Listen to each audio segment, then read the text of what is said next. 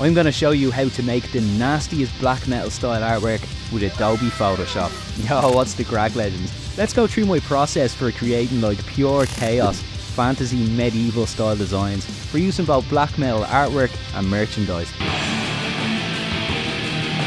It's honestly like my favourite style of art. We'll go through photobashing some of the sickest assets from Envato Elements, Neostock and Shutterstock, as well as some of Spearhead's secret ingredients, my gritty texture pack. Alright, let's get grim as hell and cook up something pure evil over in Photoshop.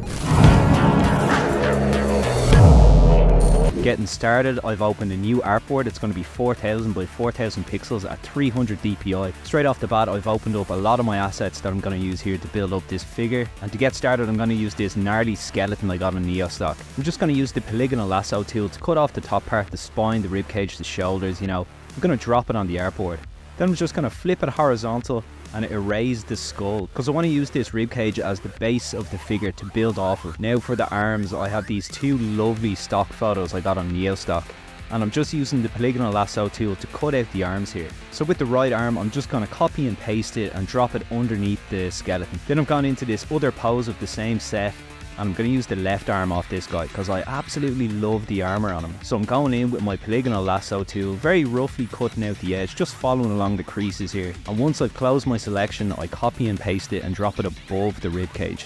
Because I was wanting this guy to hold the halberd in two hands, the wrist angle wasn't really cutting it here, so I've gone in and I've used a great tool called Puppet Warp, and I've dropped a few anchor points on there to tilt and stretch the pose of this wrist. I then thought I wasn't really quite up to spec yet, so I went in with a liquify pass and I'm just kind of smudging it around, trying to get that kind of sweet spot of the pose without distorting the whole image too much. Now I've gone into this Ripper Zombie 3D model I got off Neostock in the Ultimate Zombie pack, I believe it was. I'm going to use this as a placeholder because at this stage in the design I didn't really know where I was going with it yet. All the while going through my layers, using free transform to kind of tilt and rotate things, increasing and decreasing the size. As I said, right now I'm just feeling out the whole pose of the character. Then to get a better feel of what we're working with, I've gone in and I've taken this halberd PNG, I think I got it on Pixabay, and I'm going to copy and paste it in here and line it up with hands. As you can see, that right arm was kind of doing my nut in, so I went in with the polygonal lasso tool and I made a selection of the hand, copied and pasted that. I then duplicated the arm and tilted the two parts into different angles just to try create the gesture of an elbow. Now I felt the little skelly boy was looking a bit nakey-jakey here, so I'm going in with my lasso tool on this nice 3D model from Neostock as well. You can see here I only made a selection of half of it because the sword was covering the right hand side of it. So all I did was then duplicate the selection I made, flip it horizontal and bring it over so it aligns in the middle. Because the image that I copied this from was facing forward, I had to go in with my warp tool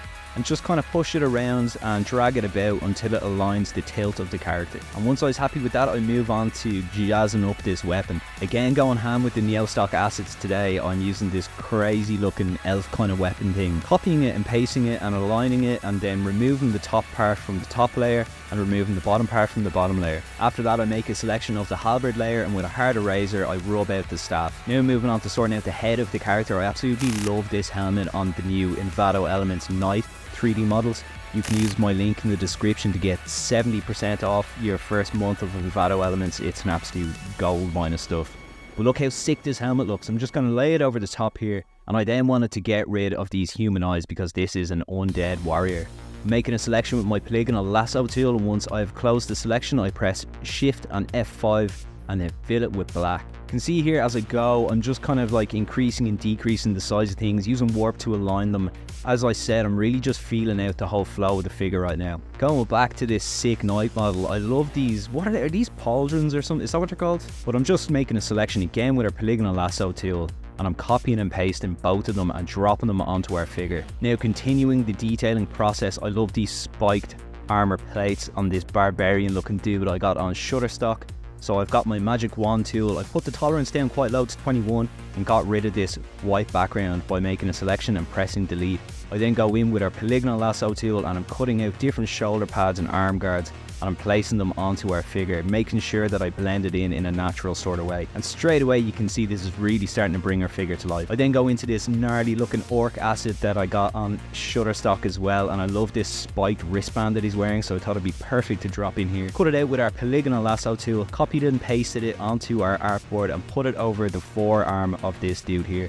again using warp to align it so it looks natural and blended. I used to be a big fan of scratch building and converting, especially when collecting Warhammer and modelling. And a great term in the modelling world is greebling. Greebling is basically when you fill a character that you're creating with, you know, lots of different like bits and bobs and visual noise that really makes it look to the eye that they're supposed to be there. It's these crazy little details that will really bring a character to life, even though this guy is most likely undead. Now I felt like it was time to tackle the face of our little zombie looking dude here, because it wasn't really cutting it. So I've gone into this another amazing asset of like a demon looking thing I got on Shutterstock.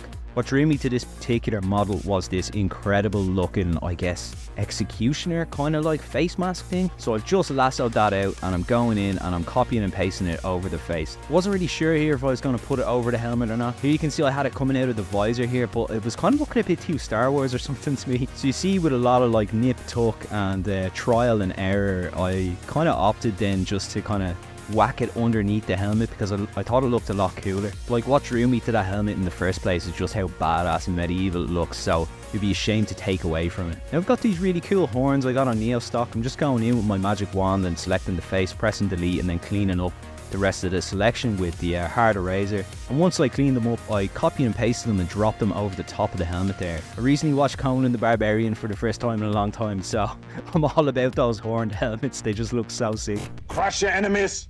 See them driven before you, and they hear the lamentation of their women. Now I'm going to start going in and giving it a little bit more detail and life to this armor. You see these like bulbous heads like coming out of his back. I thought they looked absolutely gnarly. So I've copied and pasted them again using warp to kind of bend them and bring them into a natural sort of position. Now I wanted to give this dude like a bit of like a loincloth or sort of a belt kind of thing. So I've got this gnarly orc asset that I got on Shutterstock. I'm going in with my magic wand making selections of the white parts. I've unlocked the layer and I've pressed delete. And then once our little orky boy has been freed from the confines of the background, I'm going in with our polygonal lasso and I'm just cutting out the loincloth. So once I've copied out the loincloth, I paste it down and drop it underneath the arm layer there. I tried to align it in a natural sort of way under our figure. It was a little too long though, so I wasn't really feeling it. So being the rough and ready lad that I am, I've just gone in with a hard eraser and I'm just sort of chopping out that nice kind of belt buckle thing. I don't know what you'd call that. And I thought it was perfect for the aesthetic that we are going for. Then I felt that our little like halberd thing was a little too long, so you can see I'm just nudging up the multiple layers that make up this weapon. And I'm aligning it in a way that sort of suits the figure. Again, for more detailing, I wanted to go and take this gnarly headpiece off this orc lad here, and I decided that I would copy and paste it and just kind of transform it into shape on top of the helmet here to provide a little bit more of that chaos aesthetic. I then nudge around the horns just so that they fit into the interlocking bits of scrap metal that have been bolted onto this dude's helmet. Going back to our other orky dude with this mad looking faceplate, I love the texture and detailing in the metal here, like the scratches, like a lot of battle damage. So I decided that I cut these bits out and just throw them on top of the helmet here. I then go in with a soft eraser and just feather them into this clean looking helmet our dude is wearing. I then use our burn and dodge tools to increase the light on the left hand side and decrease the light on the right hand side. Now I've gone in and gotten this like insane looking demon batwing thing that I got on Neo stock. At first I was going to put these on the helmet, like that kind of dark elf like fantasy like Warhammer aesthetic, but I thought this would be perfect on the back of the halberd there, and look, it actually fits so well. Then I go in with our levels and I just bring up the middle whites there so it kind of blends it a little bit better with the shine off the metal. Now I was thinking that right shoulder was a little bit lacking, so I'm making the most out of this orky dude here, and I've gone in and taken this huge shoulder pad off him here.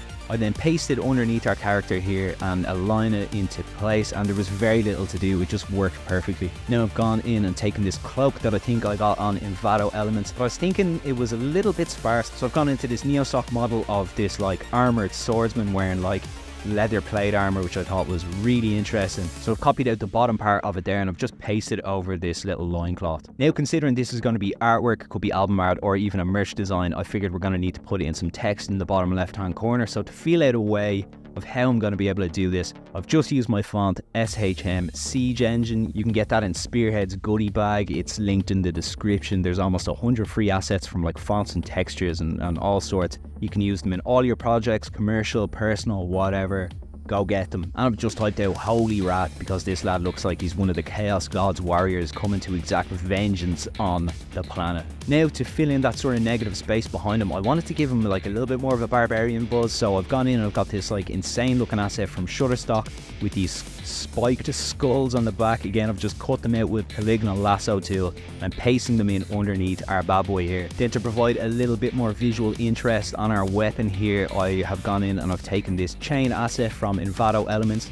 I am just laying it there over the top. Then I go into liquefy and I nudge different parts around to make it sort of look like the chain is weaving around the weapon. I was then feeling these little pauldron things. I still don't know if that's what they're called, but sure, here we are. I was feeling they weren't really menacing enough looking, so I went back into our orc asset and with a free lasso tool, I've cut out the skull from, I guess, the belt copy, and I paste that and I drop it over the two pauldrons here. Now, as I said, I want to accentuate the kind of fantasy element to make it look a little bit more wacky. So I've gone into liquefy and I'm going into our spike layers here, and I'm just dragging out all of the spikes to make them really over the top and dramatic. At the same time, I'm trying to make sure that the contrast of all these layers is sort of spot on with each other by using curves and also using levels. I'm then sort of putting drop shadow on different parts because, as I said, I like to give it a bit of a zenithal highlight so the light is coming down from the top. It also serves really well to kind of break up the different elements, and it helps the viewer to visually digest what is going on, so it's not just, you know, one big like jumbled mess.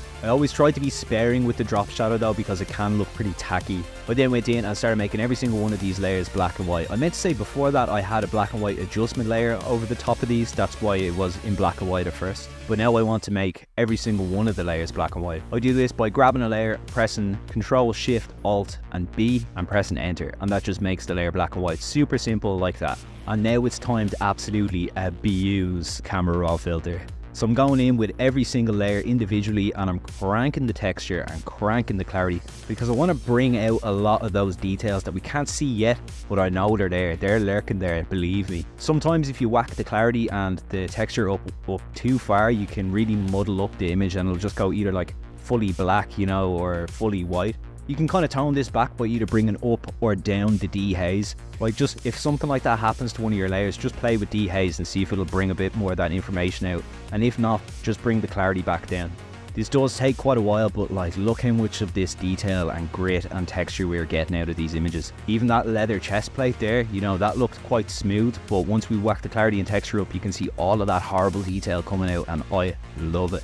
Once I had suitably destroyed the image, I figured it was time to move on to the text. So I just rasterized my text layer here, going in and I'm with our marquee tool, just copying and pasting out each individual layer. And I'm slapping them down here because I don't want this to look really too clean. I want it to be sort of higgledy-piggledy and a little rough and ready, you know, that's the way I like it. I then go in and actually reuse some assets that I made quite recently. These are drips from a logo that I did for a band called Void Revenant from Ireland. If you want to see that logo, go to my Instagram and check it out. But this is just, you know, like a little time saver. I'm copying and pasting in these drips and I'm putting them under the letters. As I go, I use some liquefy to kind of drag them out a bit, make them a little longer, taller, and kind of distort the shape, just to give them a little bit more of that gloopy sort of buzz. This is all by eye again, like this is not really an exact science. This is black metal artwork at the end of the day. It has to be sort of like rough. I merge all of our drips together and liquefy them again, and once I was thinking they were horrible enough looking, I actually just inverted the drip layer and then I put a white stroke on them, and then selecting the text layer above it, I invert that and put a white stroke on that as well, and I thought that was looking pretty nice. Although I did think the H in Wrath there was a little bit too hard against the edge, so what I've done is use our polygonal lasso tool and just drag Wrath out there, then go into liquefy and pull down that bottom drip to give it a little bit more breathing room. Now it's time to put in my dirty, gritty, blood splat textures, so I've used this splat PNG and I'm just copying and pasting this all over the artboard. I'm being careful not to cover up any details that I really like. Another cheeky little trick is you can use like texturing to kind of cover up seams between layers that are a bit too hard. Like if you have a blend that didn't really quite work, just cover it in grunge and you know, it'll hide your mistake, but it'll also look awesome. Once I was happy with my placement of these drips, then I just go in and use multiply as a blend mode, and that blends it into our artwork nicely. But I was feeling that mask was a little bit too soft. I wanted to put a little bit more detail in there, so I'm going in back to this asset that I got on Shutterstock, cutting out this kind of sub-zero looking face mask thing. I'm dropping that in, Again, going into camera raw filter, bumping up the clarity and texture to blend it nicely. I was then thinking the cloak I used for like a loincloth wasn't really hard enough either, so I've opted to take these spikes I put on the chest and bring them down, warp them out to be a little bit spikier, and delete that loincloth.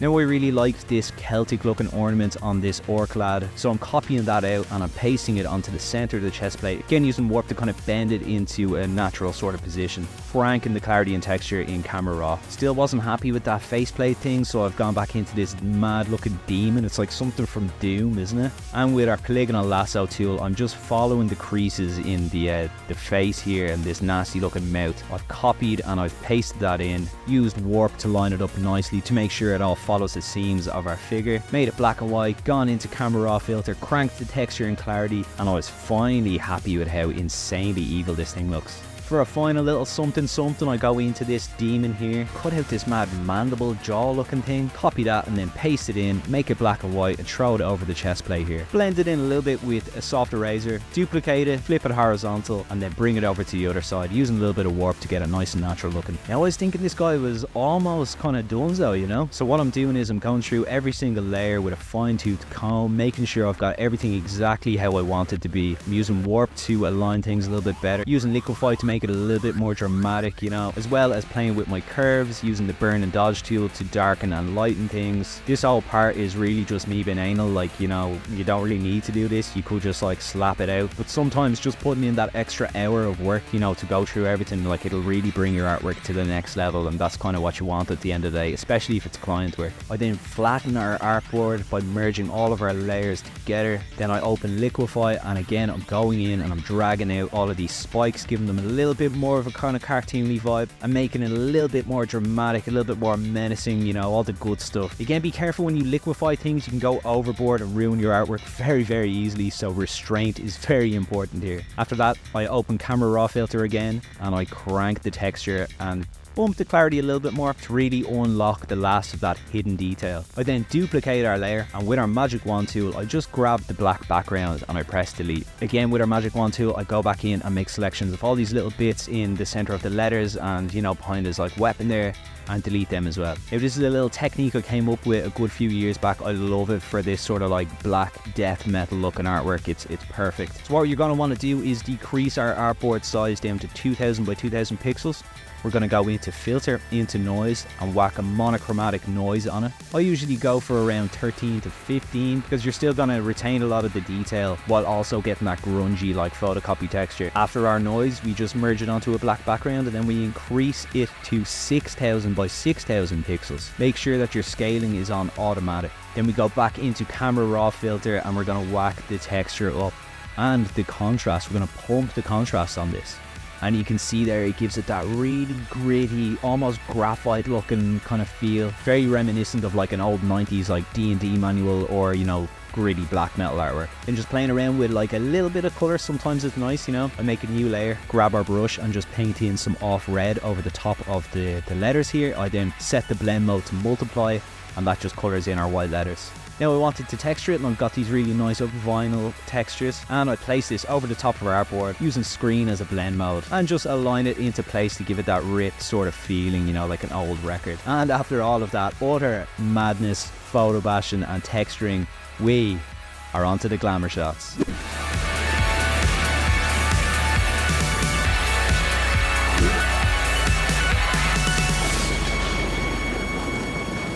I hope you guys enjoyed this one as much as I enjoyed making it.